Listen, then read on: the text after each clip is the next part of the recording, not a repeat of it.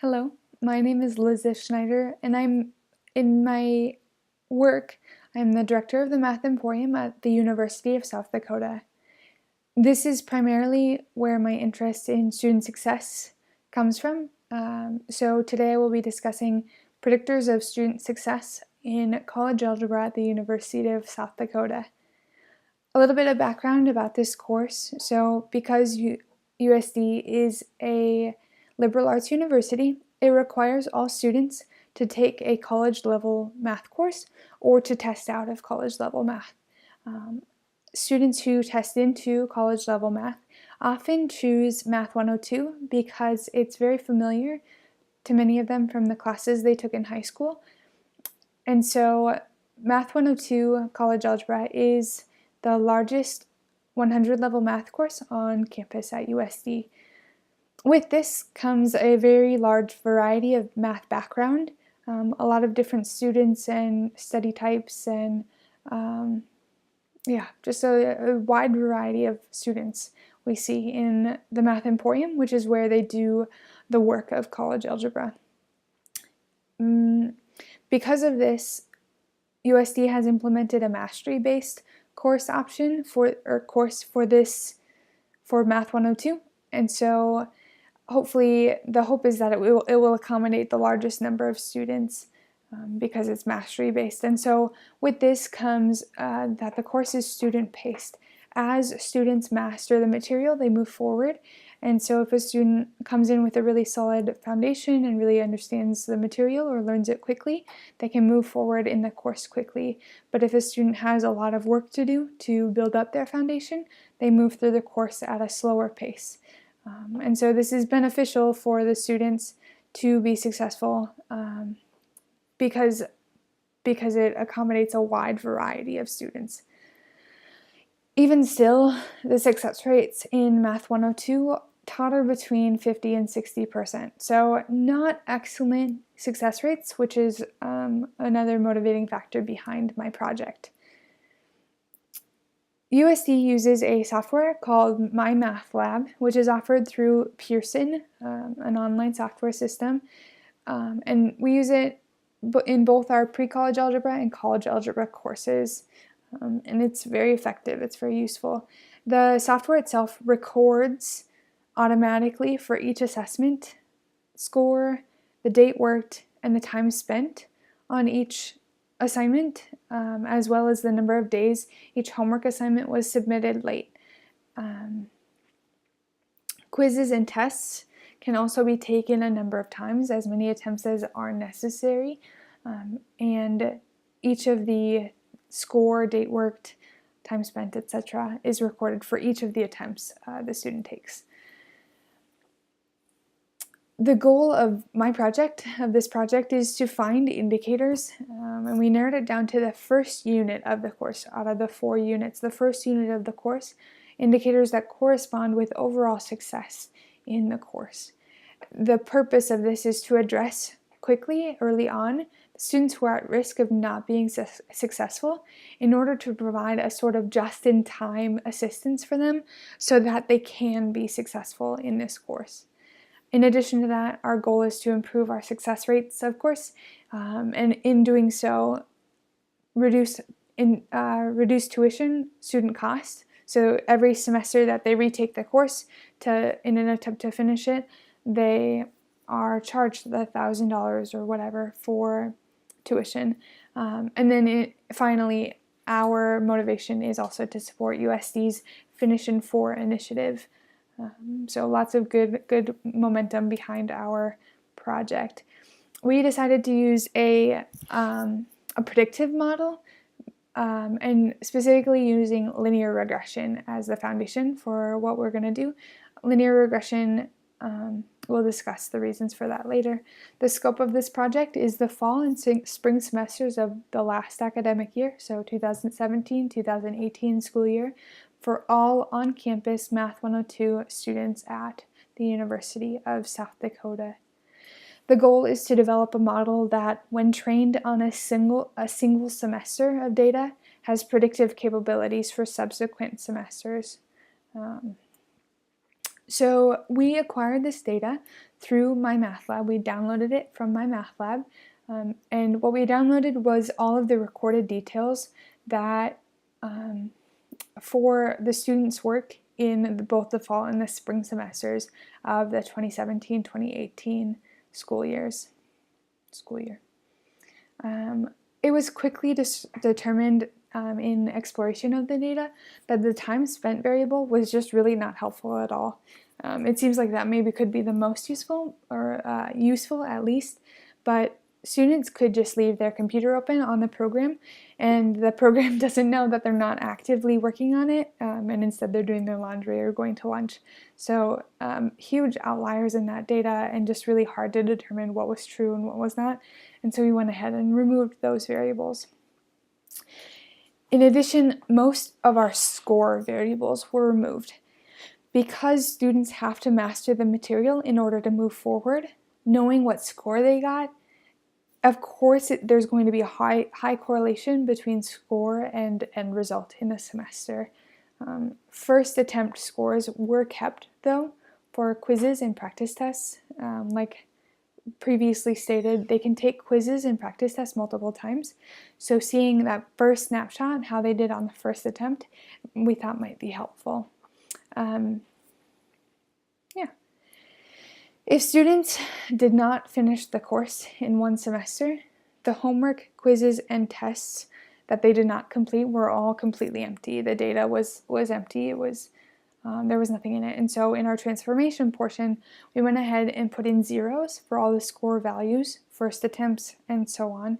And then we went ahead and said for homework assignments that were finished late, we subtracted the difference between the last day they can work on assignments and when the assignment was due based on the recommended schedule. And so there is a recommended schedule in the course that the students can follow to finish on time. But if for whatever reason they aren't able to keep up with the schedule or don't finish on time, we have the ability to import completed units into subsequent semesters. In our project, we only looked at students who started the course at the beginning of the semester. So any students who carried in data, we removed those data points, those observations. Date worked was also removed as a variable because that was covered in the number of days it was submitted late. And so days submitted late was only available for homework, but that was adequate because homeworks occur on both sides of quizzes, and so that kind of covers our bases. The variables that we did keep were the overall score in the course at the end of the semester, and we chose this as a response variable. We added indicator variables of 0 for the fall semester and 1 for the spring semester, which we will use later for the training and test sets.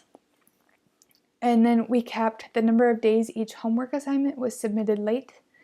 We counted the number of attempts taken on each quiz, test, and practice test and so students can retake the quizzes and tests until they're either satisfied with their score or just achieve a passing score, whichever comes last typically, but that's not necessarily true either. And then we did also keep the first score earned on the practice tests and the quizzes. After the transformation and the reduction of the data set, there were 416 observations remaining and a total of 76 independent variables.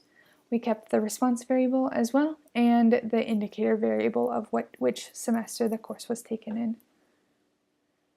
From there, we went ahead and started our modeling, and we chose linear modeling because our response variable, overall score, is a continuous variable, and so it makes a lot of sense to use linear modeling.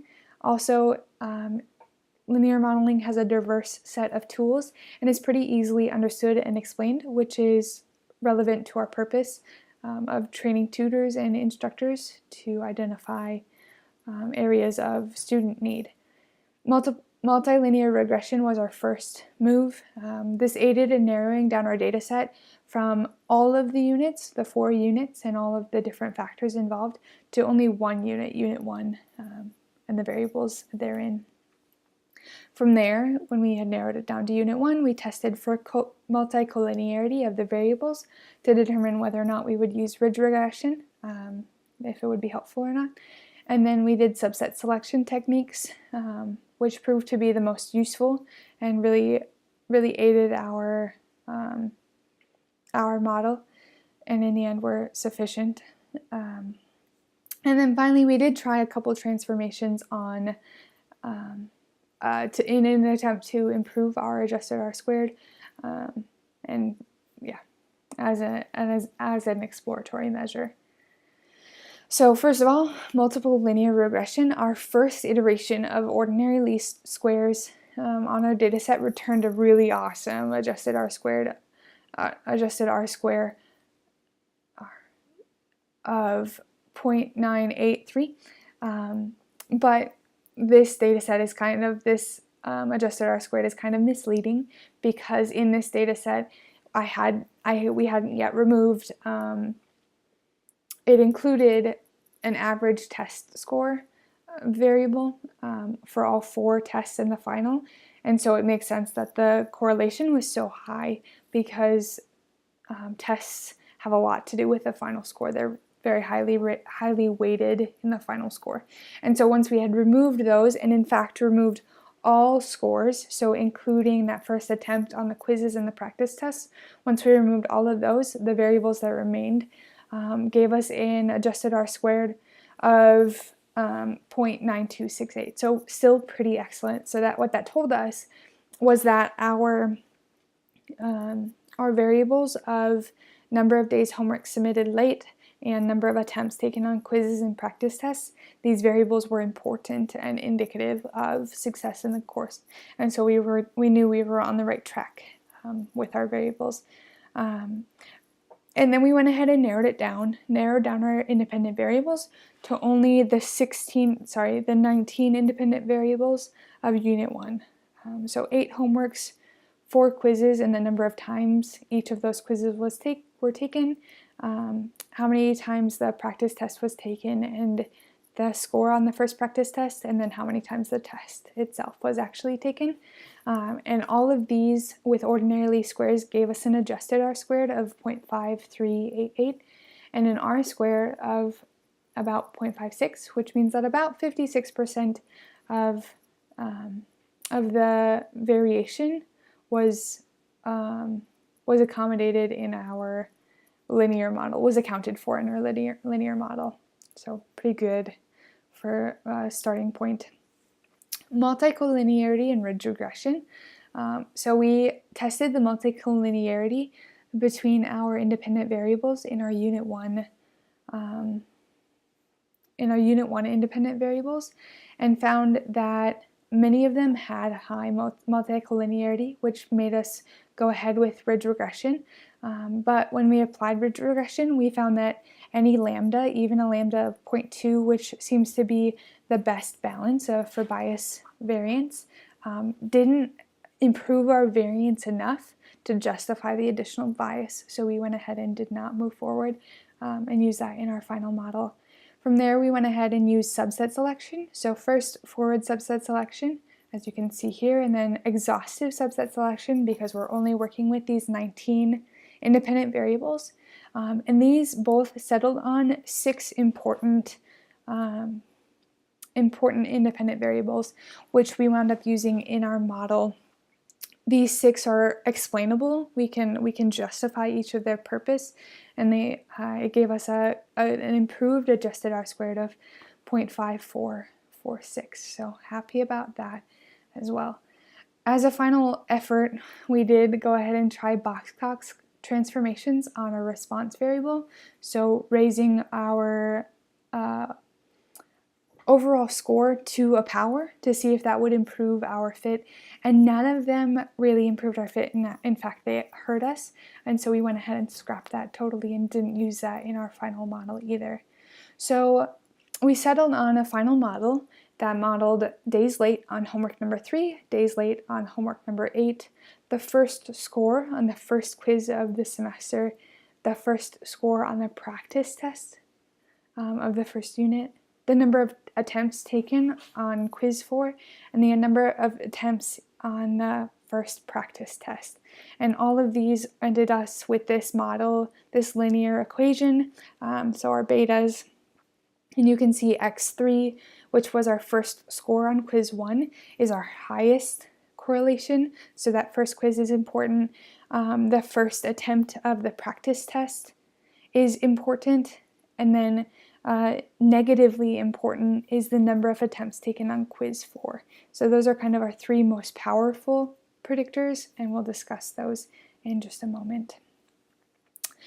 We then went ahead and trained our data, or our model, our subset selected model, on our fall data set and tested it on the spring, and then did a Pearson correlation and found a Pearson correlation coefficient of 0.743, which is pretty excellent, especially with a p-value as small as it was. So definitely there was a correlation between the fall trained data set and the result.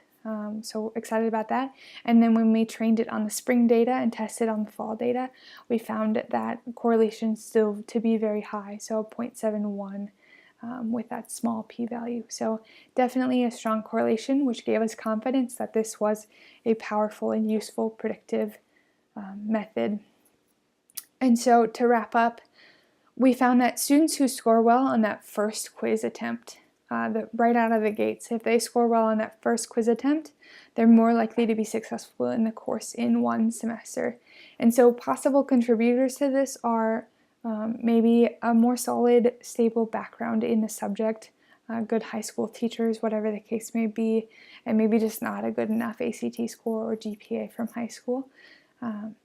Maybe they are really taking it seriously and really want to be successful, and so are taking college more seriously than they have before. Maybe they have really good study habits already established, or an affinity for the subject. A number of different contributors. We're really just guessing at that point, but we can see if students aren't successful in that first quiz, that first attempt, if they're really unsuccessful, especially, those are the students we should intervene with and assess and just have conversations with to make them aware of the resources that are available to them and what their options are. In addition, by the time they get to the fourth quiz, if students are taking a number of attempts to pass that quiz, that's another place where we should intervene and let them know what their resources are and how we can help them, and to really be a tool for their success at that particular quiz. And then some benefits that we didn't think of at the beginning were because the model's predictive capacity was so good, it can be used pretty early in the semester for the department chair to say, hey, we predict this many students not to be successful in this course, and so he can plan accordingly in a course schedule for the next semester, making sure that enough courses will be available for those students. And additionally, for my role, the Emporium director, meeting those staffing needs to make sure that the students are well served in the Math Emporium and have all the resources that they need to be successful. So overall, we deem that this model is helpful, is successful, and we will implement it in tutor training and helping the students in the upcoming semesters. Thank you.